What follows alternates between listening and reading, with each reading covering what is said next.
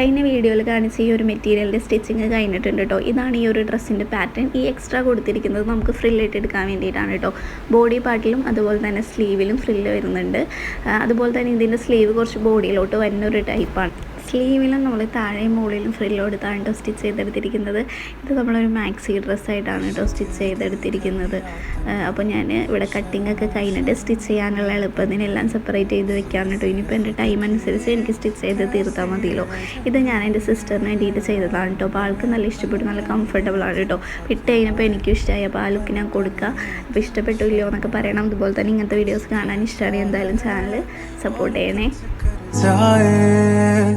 कैसी पहली मॉडल मर जाना इश्क में जल्दी बड़ा जुर्माना तू सब्र तो कर